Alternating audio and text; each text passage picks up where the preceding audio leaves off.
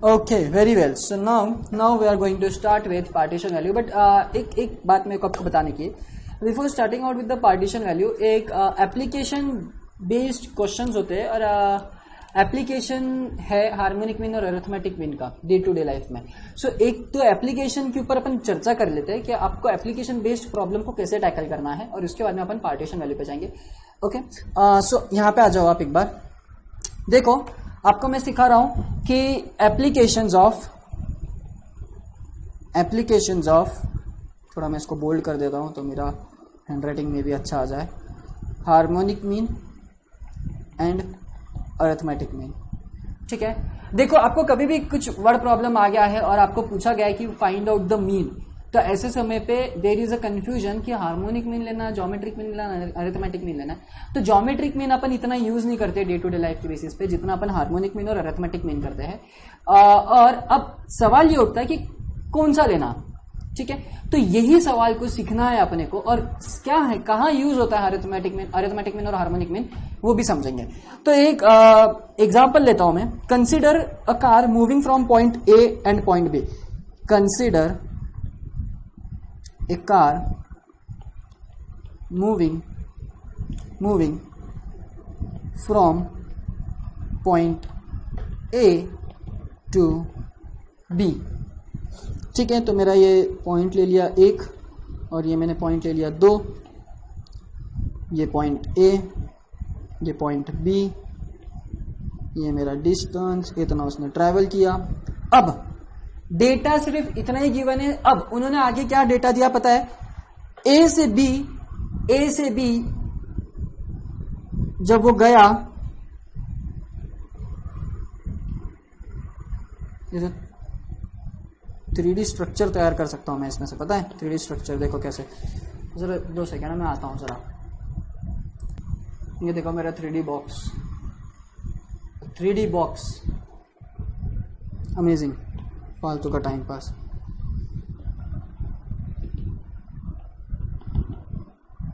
Sometimes it's really a fun but not here. ठीक है, तो ए से बी, सवाल पे आ जाते हैं वापस. ए से बी, और ए से बी जब वो जा रहा था तब उसका स्पीड था 100 किलोमीटर पर आवर. ठीक है, और जब वो बी से ए वापस लौट रहा था तब उसकी स्पीड कितनी लिखी है मैंने? 60 किलोमीटर पर आवर. सवाल ये पूछा गया है, what is the average speed of car. What is the average speed of car. सबसे पहली गलती तो अपन ये करते हैं कि अपन क्या करते हैं, 100 + 60. अपन क्या करते हैं, 100 + 60 डिवाइडेड बाय 2, और अपन 80 लिख देते, जो कि सबसे बड़ा गुना है. पाप लगेगा डायरेक्ट. क्यों पता है? क्योंकि ये तब किया जाता है जब अपने पास में फैक्टर्स अवेलेबल हो सारे. और क्योंकि मैं तुमको एक बात बता दूं कि यहां पे अपने पास में ना टाइम गिवन है ना डिस्टेंस गिवन है. आप किस बेसिस पे ये पता कर सकते हो? आप वो एवरेज ले ही नहीं सकते हो. और आपको मैं एक बात बता दूं कि एवरेज एक तरफ के लिया जाता है हमेशा, कभी भी. मतलब क्या? मतलब आप सोचते हो कि आप आज ए से बी गए 100 किलोमीटर पर आवर से, आप कल 60 से गए, आप परसों 80 से गए. ऑन एन एवरेज आपकी स्पीड कितनी है ए से बी तक के जाने की? In such case 100 + 60 + 80 divided by 3 is okay. लेकिन आप क्या कर रहे हो यहां पे पता है? आप गलती क्या कर रहे हो?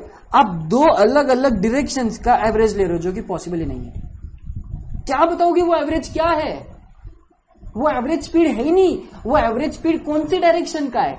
यहां पे डायरेक्शन तो स्पेसिफाई नहीं किया उन्होंने, तो आप वैसा ले भी नहीं सकते कि आप 100 + 60 डिवाइडेड बाय 2.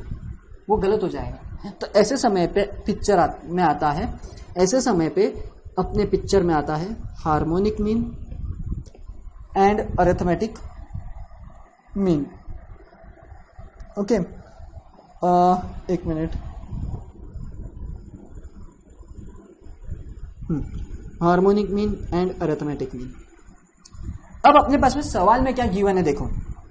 अब अपने को सवाल में गिवन है देखो मैं एक टेबल कंस्ट्रक्ट कर रहा हूं, ठीक है। ये टेबल के द्वारा अपने को समझ में आ जाएगा कि हार्मोनिक मीन यूज करना है या अरिथमेटिक मीन यूज करना है। देखो टेबल मैंने कैसे कंस्ट्रक्ट किया, मैंने लिखा पहले तो, अरे बाप रे ये नहीं लिखने का फिलहाल, हार्मोनिक मीन, हाँ ऊपर। हार्मोनिक मीन मेरा कहां पर आएगा, लेफ्ट साइड में, अरिथमेटिक मीन राइट साइड में। अब यहां पे आप देखो तो आपको सवाल क्या पूछा गया है, एवरेज स्पीड।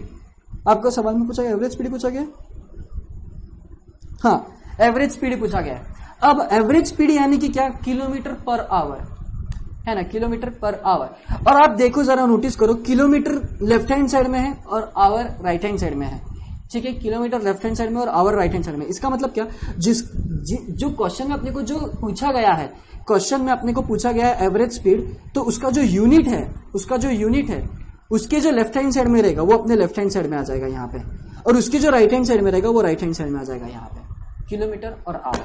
और ये दो क्वांटिटीज है जो अपने को नेसेसरी होती है स्पीड निकालने में। Speed is equals to distance upon time, distance यानी किलोमीटर, टाइम यानी आवर, है ना।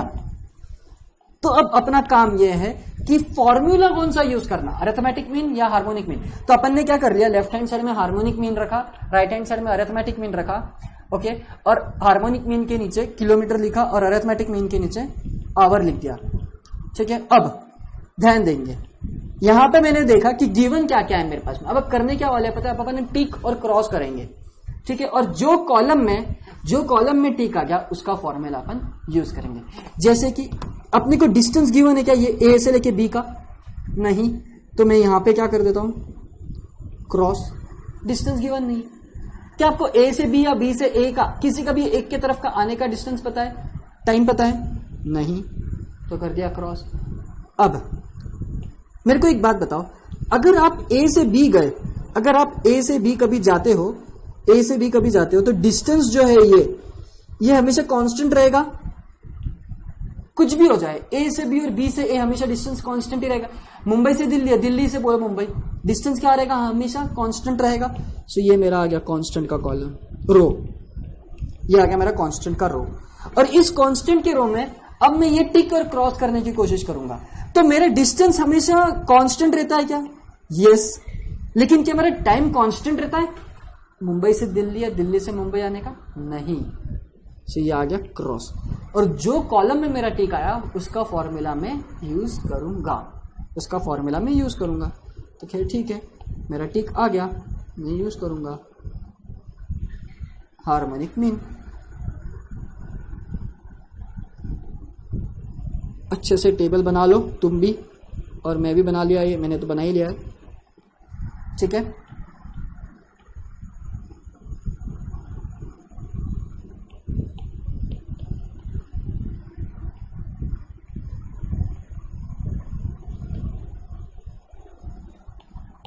चलो याद रखेंगे, हमेशा एप्लीकेशन बेस्ड क्वेश्चन होगा तो आपको ये टेबल बनाना होगा। और ये टेबल क्या बताता है पता है, ये टेबल क्या बताता है आपको पता है क्या, कि आप कौन सा फॉर्मूला यूज करोगे in order to find the average speed.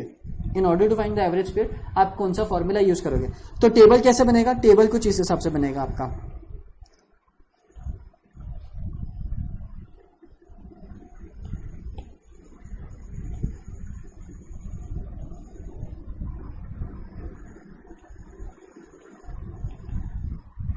ठीक है। ये हो गया आपका टेबल।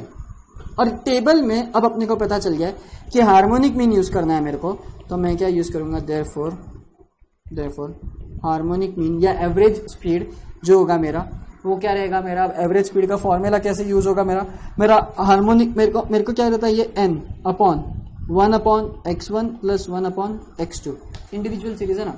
अब मेरा यहाँ पे n क्या रहेगा, अब आपको पता होना चाहिए यहाँ पे n क्या होगा, आपका क्या होगा n। देखो क्वांटिटी, देखो दो क्वांटिटी गिवन है आपको स्पीड,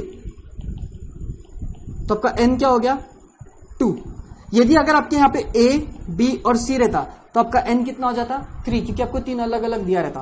तो ठीक है, मेरा n हो गया 2 अपॉन x1 क्या है मेरा 100, x2 क्या है मेरा 60। आप इसको 60 आप इसको कैलकुलेट करो, आपको आंसर मिल जाएगा। मैंने यहाँ पे कैलकुलेट नहीं किया है एक्चुअली, तो आप कैलकुलेट करो इसको और आपका आंसर यहाँ पे मिल जाएगा आपको।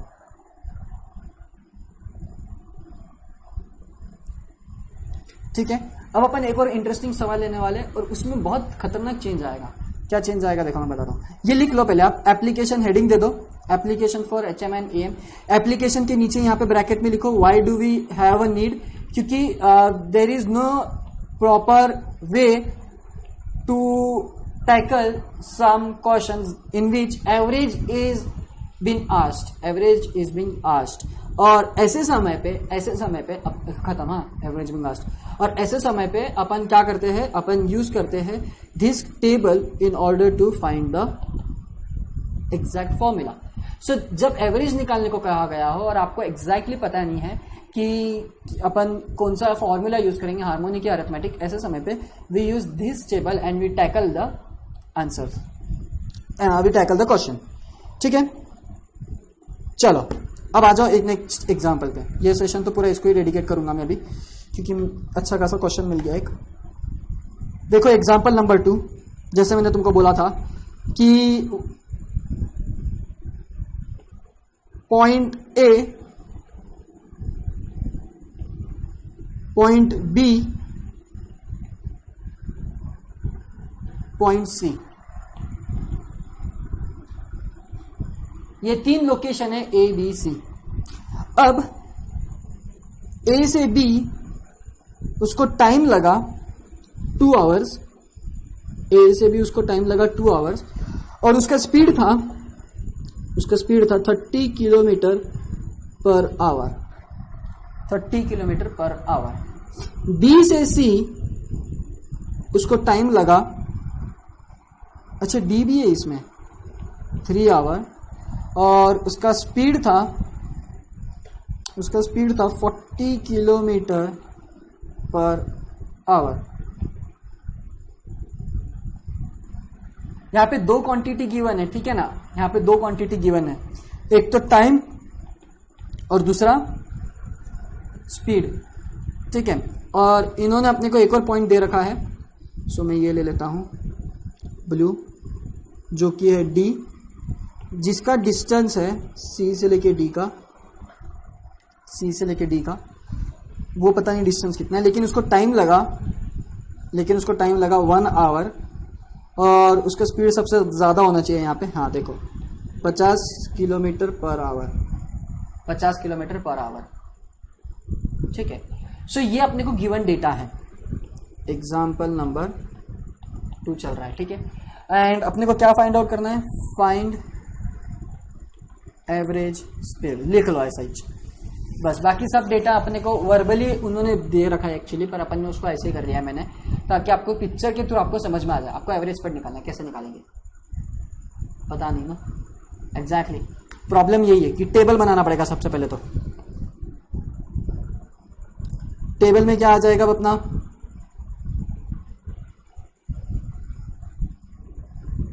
यहां पे मैं लिख लूंगा किलोमीटर, यहां पे मैं लिख लूंगा आवर, क्योंकि मेरे को एवरेज स्पीड पूछा तो इसकी यूनिट क्या होते हैं, इसका यूनिट होता है किलोमीटर पर आवर।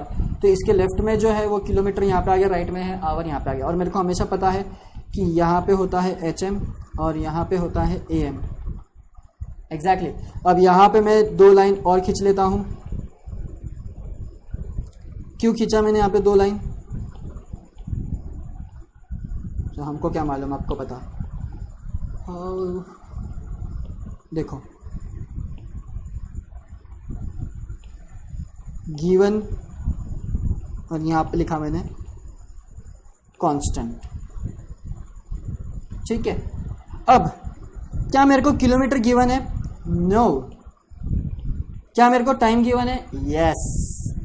जहां टिक आ गया अब कोई लेना देना ही नहीं बचा, अब कोई लेना देना ही नहीं बचा। सबसे पहला टिक जो दे देगा वो हो गया, क्योंकि डिस्टेंस कांस्टेंट है नहीं।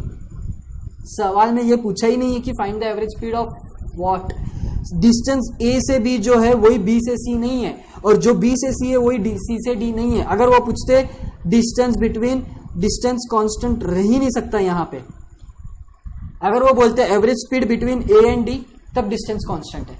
Average speed between A and B, तब डिस्टेंस कांस्टेंट है। यहाँ पे स्पेसिफाई नहीं किया है कि डिस्टेंस किसका, एवरेज स्पीड कहाँ की निकाल रहे हैं। तो जब डिस्टेंस ही जब प्लेस ही स्पेसिफाई नहीं किया, एवरेज स्पीड किसकी निकल रही है, डिस्टेंस कांस्टेंट ही नहीं रह सकता आपका। क्योंकि ए से भी डिस्टेंस अलग आ सकता है, बी से सी अलग आ सकता है, सी से डी अलग आ सकता है, डी से बी अलग आ सकता है, बी से डी या डी से बी बोलो, बी से सी अलग, सी से ए अलग आ सकता है, ए से सी अलग आ सकता है। विभिन्न प्रकार के डिस्टेंस यहाँ पे। सो डिस्टेंस कांस्टेंट है क्या? नहीं। क्या टाइम कांस्टेंट है? नहीं। तो हमेशा आपका एक ही टिक आएगा।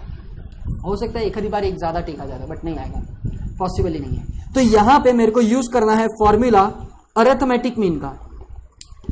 लेकिन दिक्कत यह है कि अरिथमेटिक मीन में मेरे को यह पता है x1 plus x2 plus x3 upon n।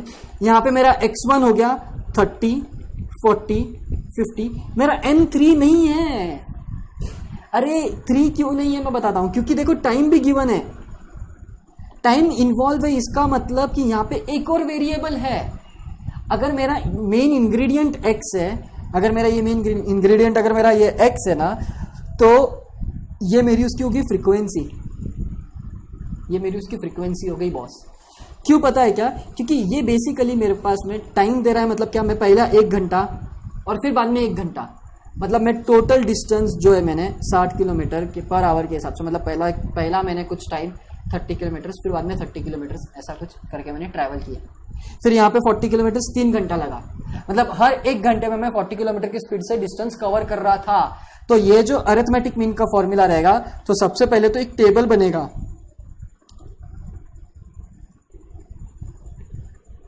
X F x, और अब यह फॉर्मूला कोई काम का ही नहीं रहा। क्यों? क्योंकि यहाँ पे फ्रीक्वेंसी आ गई। कैसी? 30, 40, 50, ये हो गई मेरी स्पीड। और उनकी फ्रीक्वेंसीज क्या क्या है? 2, 3, 1, 2, 3, 1। तो मेरा एफ एक्स आ गया 60, ये मेरा आ गया 120, और ये मेरा आ गया 50। और अब यहां पे मैं आपको बता दूं तो मेरा n इज 6। ये फॉर्मूला गया, ये फॉर्मूला काम में नहीं आएगा। तो क्या अरिथमेटिक मीन में हमेशा यही फॉर्मूला यूज होगा क्या? नहीं। ये फॉर्मूला इसलिए यूज हुआ, यहां पे ये फॉर्मूला इसलिए यूज नहीं हुआ क्योंकि यहां पे अपने पास में 2 अलग अलग डेटा गिवन थे, और यहां पे एक डेटा किसी दूसरे डेटा के लिए फ्रीक्वेंसी का काम कर रहा था, है ना, फ्रीक्वेंसी का काम कर रहा था, इसलिए यहां पे ये फॉर्मूला यूज नहीं होगा। अगर इफ इन केस वो लोग टाइम देते ही नहीं, तो क्या अपने को अज्यूम करना पड़ता कि डिस्टेंस इज कांस्टेंट। आपको अज्यूम करना पड़ता कि डिस्टेंस इज कांस्टेंट, और आपको फिर अगर डिस्टेंस कांस्टेंट है तो फिर आपको 30 प्लस 40 प्लस 50 डिवाइडेड बाय 3 ले लेना पड़ेगा फिर। पर पॉसिबल नहीं है कि डिस्टेंस कांस्टेंट रहेगा, पॉसिबल नहीं है। इसलिए टाइम तो आएगा, या तो फिर टाइम की जगह पे डिस्टेंस आ जाएगा, टाइम की जगह पे डिस्टेंस आ जाएगा, और आपको पूछेंगे कि what is your average speed. तो फिर आपका जब डिस्टेंस रहेगा, आपका जो डिस्टेंस रहेगा वो आपका f बन जाएगा, आपका स्पीड तो आपका x रहेगा ही रहेगा, क्योंकि x वो बनेगा जो सवाल में पूछा गया है। क्योंकि x के लिए अपन मीन निकालते हैं, f के लिए कभी मीन नहीं निकालते, और अपने को x के लिए मीन निकालना है, मतलब अपने को स्पीड के लिए मीन निकालना है। इसका मतलब मेरा स्पीड हमेशा x होगा और ये टाइम मेरा हमेशा f होगा। अगर if in case average time पूछा रहता तो मेरा यहाँ पे मेरा x टाइम हो जाता और मेरी फ्रीक्वेंसी हो जाती है स्पीड, पर जो पूछा गया है उसके लिए अपन करेंगे। Therefore, arithmetic mean is equal to summation fx upon summation f। summation fx कितना है मेरा? 170 230, तो ये हो जाएगा 230 by 60, and that in turn will give me 38.333 recurring। टेढ़ा हो गया।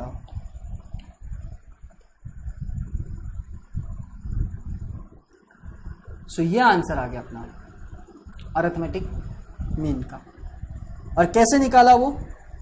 एप्लीकेशन बेस्ड क्वेश्चन था, एवरेज स्पीड पूछा गया था, पता नहीं था अरिथमेटिक मीन यूज करना है, हार्मोनिक मीन यूज करना है, तो मैंने टेबल निकाला। गिवन डेटा कुछ ऐसा था, ए से बी 2 घंटे लगे, 30 किलोमीटर पर आवर से गया, बी से सी वो 40 किलोमीटर ट्रैवल कर रहा है, 40 किलोमीटर एवरेज स्पीड से ट्रैवल कर रहा है, उसको टाइम लगा 3 घंटे। सी से डी उसको टाइम लगा 1 घंटा, लेकिन ट्रैवल किया 50 किलोमीटर पर आवर से। What is the average speed? कैसे पता करेंगे? तो पहले टेबल बनाया, टेबल बनाने के बाद में पता चला कि चलो अरिथमेटिक मीन यूज़ करना है। बाद में क्लिक हुआ कि जो फॉर्मूला है उसमें n तो मैं यूज़ ही नहीं कर सकता क्योंकि यहाँ पे स्पीड के साथ साथ में टाइम भी गिवन है। तो ऐसे समय पे what I will use is frequency, discrete series use होगी मेरी, डिस्क्रीट सीरीज, और मैंने वो आंसर निकाला। अब आपके लिए मैं होमवर्क में देता हूं, ये टाइम की जगह पे अब आ गया किलोमीटर, टाइम की जगह पे अब आ गया किलोमीटर, 50 किलोमीटर,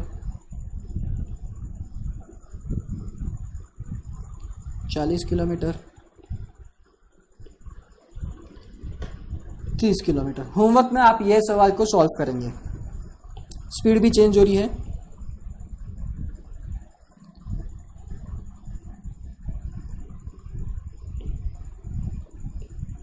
स्पीड है पहले का 10 किलोमीटर, दूसरे का है 20 किलोमीटर और बाद में है 15।